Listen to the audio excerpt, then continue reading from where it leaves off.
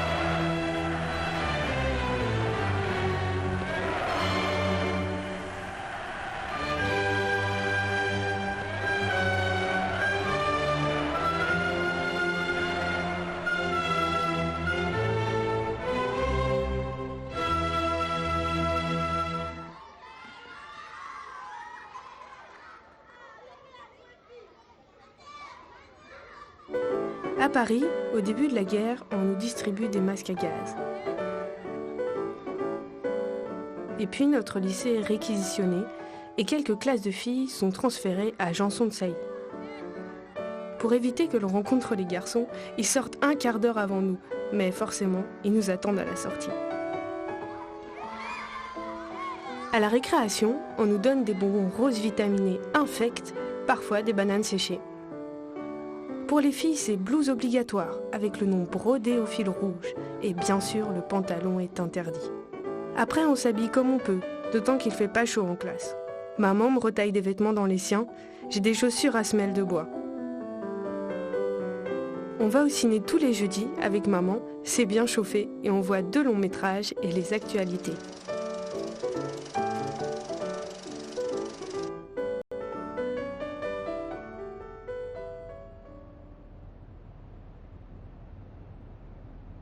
Mes parents et mon frère aîné ont été arrêtés. La police les a embarqués.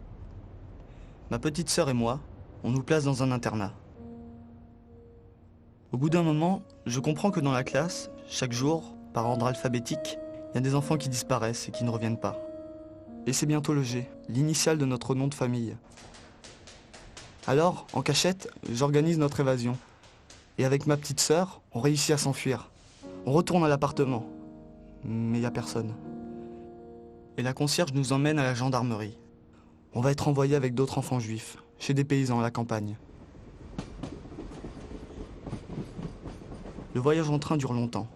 Je regarde le paysage par la fenêtre. À un arrêt, sur l'autre quai, je remarque un convoi qui part pour l'Allemagne. Et là, parmi d'autres gens, je vois mon frère. Lui aussi, il nous voit. Et il me fait signe de ne pas montrer qu'on se connaît. Alors je bouge pas. Je l'ai jamais revu. J'ai jamais revu mes parents non plus.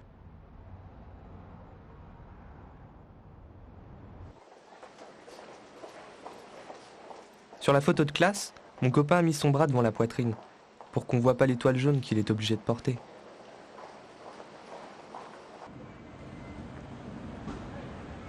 Après les cours, on monte tous dans le dernier wagon du métro, par solidarité, parce que les juifs ont droit qu'à celui-là. Un soir, je vais avec mon ami Jean et son père voir des épreuves d'athlétisme au stade Jean-Bouin.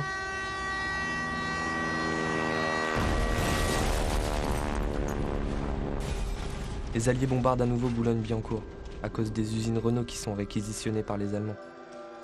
On sort du stade en vitesse, on court se mettre à l'abri dans une cave. Quand je reviens à l'appartement, Toutes les vitres ont volé en éclats. Le lendemain, j'apprends que Robert, un copain de classe qui habite Boulogne, a été tué dans le bombardement.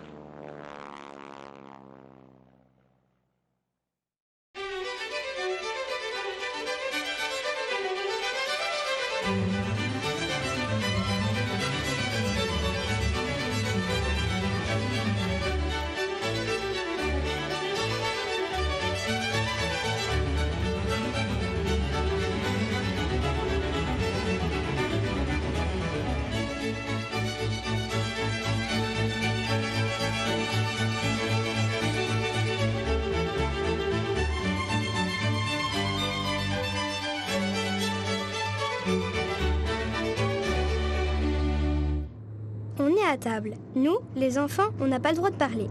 Ma sœur Claudine me chuchote. Il y a plein d'avions dans le ciel. Je me retourne, des tas d'avions de planeurs arrivent droit sur nous. Il y a des boules rouges, bleues, vertes et blanches qui tombent. Un parachute atterrit sur l'escalier du jardin, un autre sur le grillage des voisins. Mon père rentre en sueur, il est en larmes. C'est les Américains, ils tombent en parachute. J'en ai reçu un sur le dos. Il m'a dit « Excusez-moi, monsieur ». Le ciel est couvert de flocons noirs, les batteries d'Asville tirent. Je ramasse des petits bouts d'aluminium, c'est pour brouiller les radars allemands. Et là, un parachute tombe dans la grange qui est en flammes. J'y vais à toute vitesse, je trouve un casque noirci par le feu, mais rien d'autre.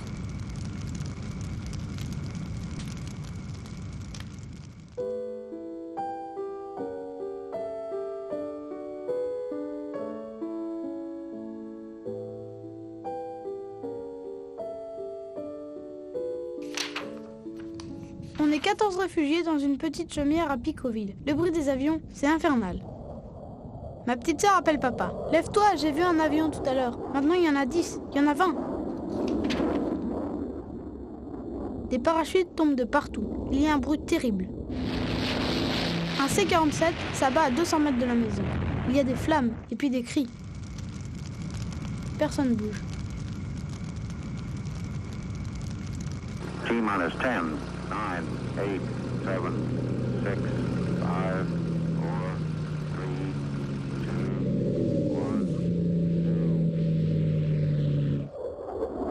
Dehors, mon oncle m'attrape. Le bras en l'air, il me montre le ciel. Regarde, tu reverras jamais ça de ta vie. Je vois un avion, porte ouverte, avec un soldat prêt à sauter. Mais c'est trop bas.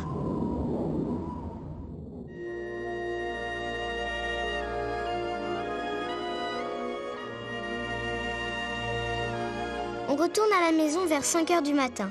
Il y a des paras partout, assis par terre. Ils regardent un plan de Sainte-Mère-Église. Ils nous demandent l'adresse d'un voisin. C'est incroyable. Ils tombent du ciel et vous demandent l'adresse du voisin. Ils nous donnent du gros chocolat et des vitamines. Ils ont déplié le parachute rouge pour rassembler les munitions qu'ils ont sur eux.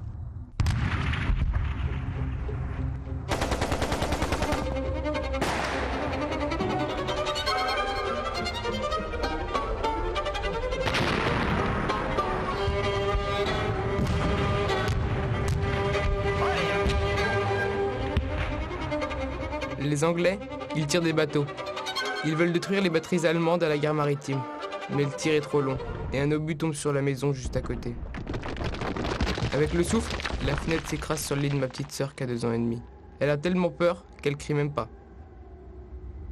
Elle est morte 9 jours après. Pour moi, elle est morte de peur.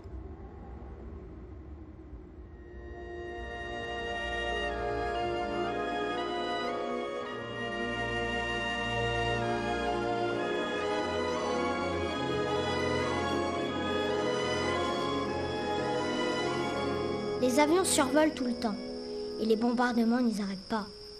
La nuit du 5 au 6, on dort dans une grange au milieu des champs. Le matin, on se réveille. Le champ est couvert de tracts. Dessus, il y a écrit « Les Alliés ont débarqué ». Au bout du champ, sur la route, il y a des hommes qui ont le visage maquillé en noir et le fusil à la main.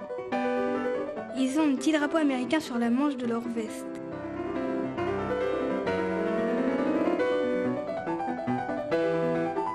Il y en a un qui veut embrasser ma sœur Josiane qui a 3 ans.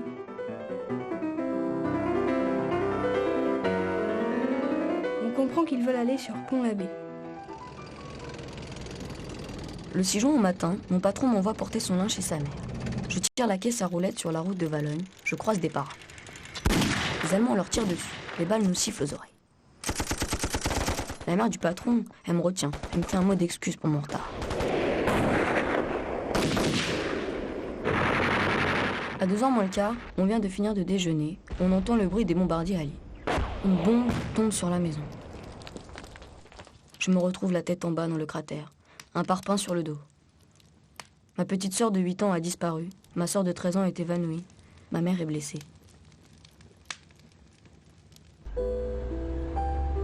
Je sors de l'hôpital le lendemain, mercredi. Je viens d'avoir 15 ans.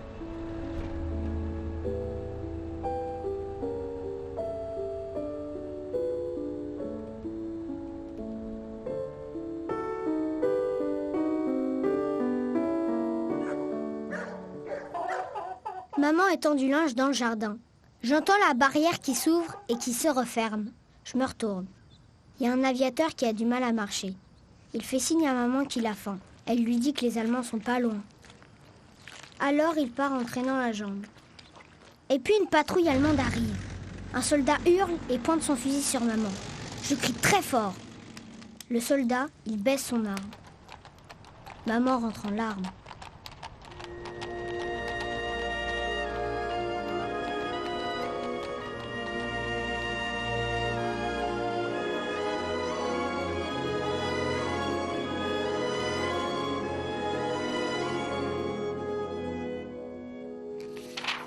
Comme les autres jeunes, j'avais peur d'être emmenée par les Allemands. Ma cousine m'a trouvé un boulot de soudeur à la laiterie de Chef Dupont. Le matin, près de l'usine, je vois des tas de parachutes. Mais il n'y a pas de parachutiste. Dans le jardin, je ramasse du café soluble, une boîte de rations dans un carton paraffiné, et puis des cigarettes. Et je fume ma première cigarette américaine.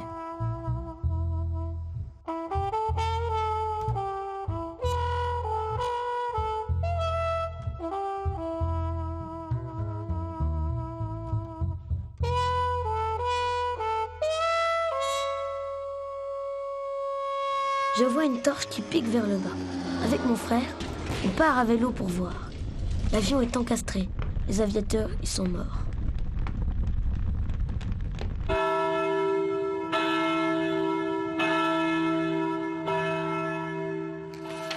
J'ai 11 ans. J'ai fait ma communion solennelle le 4 juin. Je suis avec mon frère qui a 5 ans. On voit un Allemand caché dans un coin. Il a une mitrailleuse énorme. Il nous appelle, il nous donne son arme. Elle est tellement lourde qu'on se met à deux pour la porter. On a fait un prisonnier.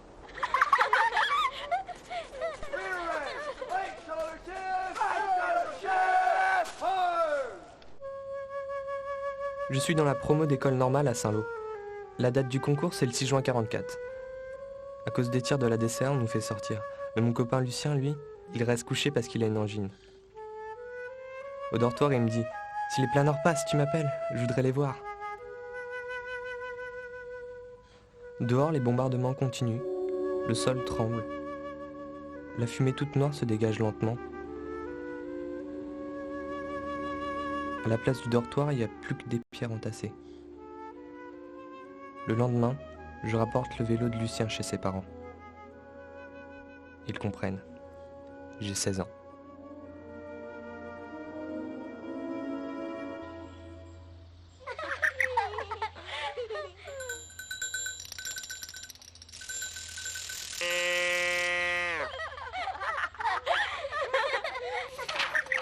J'ai 13 ans. Je travaille pour la ferme près de Valcanville. Je sarcle dans le blé, je coupe les chardons, je retire les coquelicots. Et puis, je vois les Américains qui s'approchent de moi. Je leur offre un bouquet de coquelicots et eux, ils me donnent des bonbons.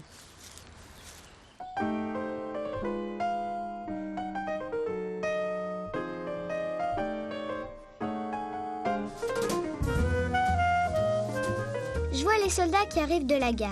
Ils se collent au mur à 10 mètres l'un de l'autre. Ils avancent sans bruit.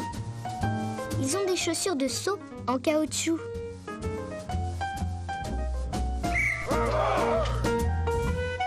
C'est des bonshommes tout noirs, parpouillés avec des branches sur la tête.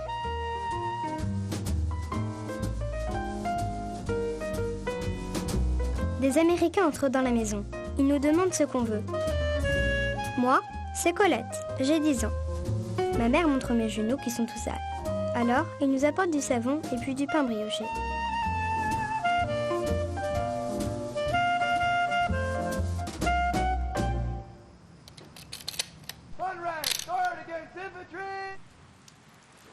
Les Américains sont venus le lendemain demander des volontaires pour enterrer leurs morts.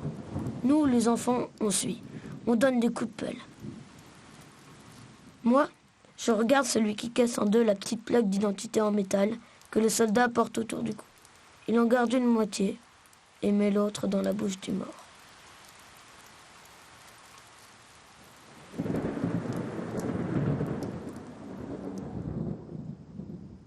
Je suis à la boucherie avec maman et un soldat rentre dans la boutique et me dit « Mademoiselle, avant que je parte à la guerre, ma mère m'a donné cette pochette pour que je l'offre à la première jeune fille française. »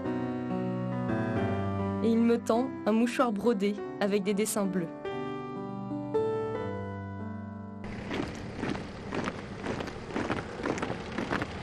Les longues colonnes de soldats passent en ligne, au coude à coude. Il y a des soldats noirs.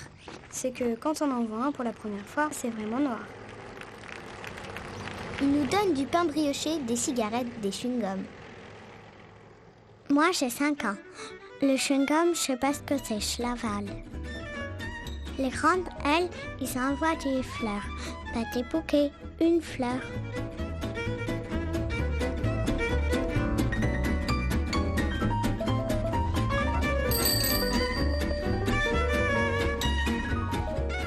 Je suis mordu par un chien. Un soldat américain m'emmène à leur infirmerie et on me soigne avec des sulfamides.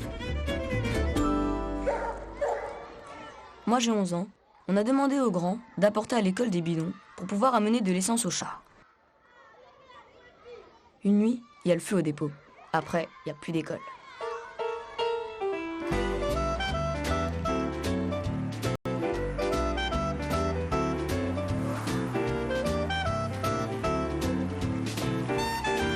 Je suis caché derrière un buisson. Les Américains balancent des grenades dans l'étang, ça fait des gerbes d'eau. Après, ils récupèrent les poissons. Comme pêche, ça me change de l'ordinaire.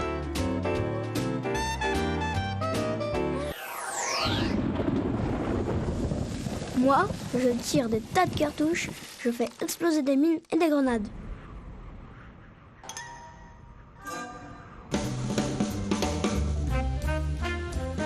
Près du château, j'ai vu des tentes vertes, des camions verts. Je m'approche. Un Américain me donne des bois de corned beef. Maman appelle ça du singe.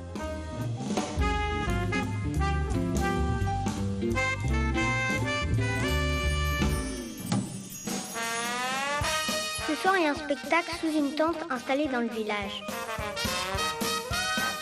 Un soldat fait comme une prise de sang à quelqu'un. Et dans le verre, je vois apparaître des paillettes.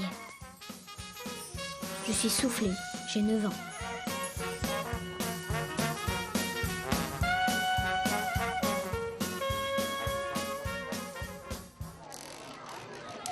Le cuisinier américain travaille dans les trains sanitaires. Il me fait goûter mes premières glaces. De retour à Boston, il m'envoie un pull au vert, des chaussettes, des billes en verre. Je suis le seul enfant à avoir des billes en verre à Cherbourg. Et j'ai 11 ans.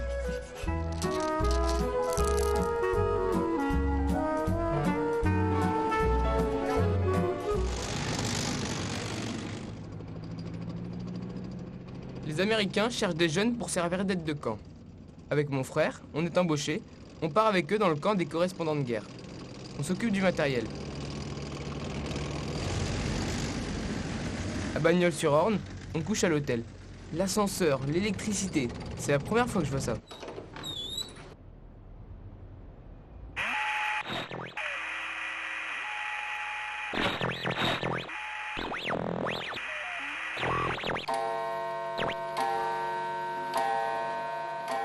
À cause des bombardements, on m'a envoyé habiter chez mon oncle et ma tante à Neuilly.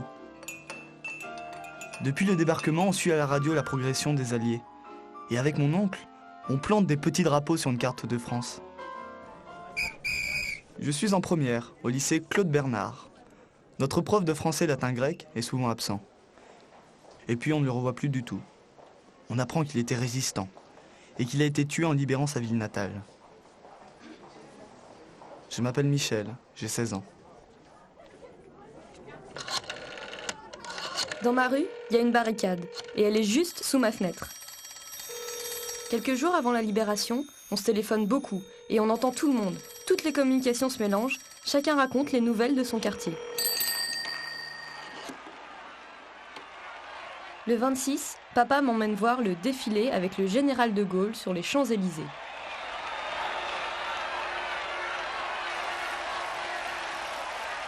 Mon père est cinéaste. J'ai 15 ans. Je porte sa mallette avec les bobines de film. Il y a un monde fou et on se débrouille pour être au premier rang sous l'Arc de Triomphe. Une voiture officielle arrive. Un grand général en descend. Mon père filme. On joue la Marseillaise. Un gars derrière nous dit « C'est pas lui ». La Marseillaise s'arrête. Forcément, on n'a jamais vu sa tête à De Gaulle pendant 4 ans. Une deuxième voiture arrive. Un autre grand général en sort. Il s'avance vers le premier. Personne ne bouge. Pas de Marseillaise. Ils ont peur de se gourer une deuxième fois. Le général de Gaulle, cette fois c'est lui, il se retourne. Je suis à 2 mètres de lui. Et il dit « Alors cette Marseillaise ?» Il y a énormément de monde. Et puis ça tire des toits. C'est la panique. Papa m'entraîne vers les quais pour me mettre à l'abri. Un homme me pousse pour prendre ma place derrière un arbre. Papa, ça lui a pas plu. Il s'est mis dans une colère.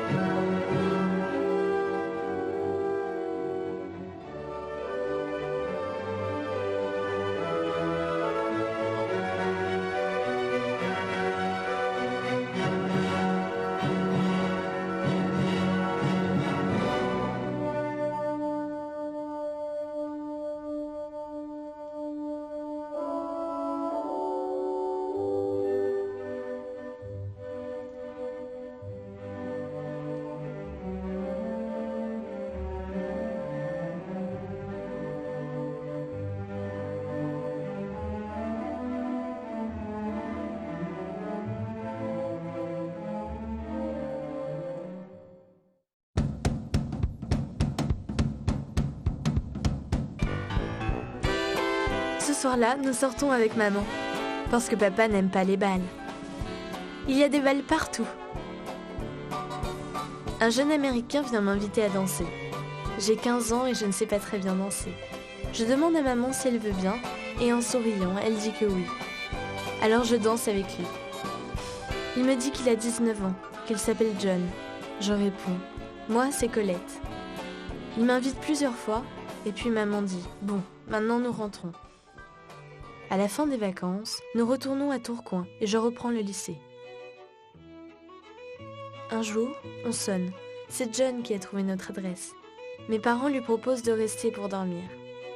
Les jours suivants, je vais au lycée. Maman trouve que je pourrais être plus causante avec John. Mais je suis timide. Au bout de quelques jours, John repart. Quelques mois plus tard, il m'écrit, plusieurs fois, pour dire qu'il aimerait beaucoup me revoir. Un jour, il m'écrit pour me demander de l'épouser. D'ailleurs, il fait des économies pour acheter ma bague de fiançailles. Alors je réponds que non, que je fais mes études, que je suis trop jeune. Et dans sa dernière lettre, il dit qu'avec ses sous, il va faire un grand voyage aux États-Unis.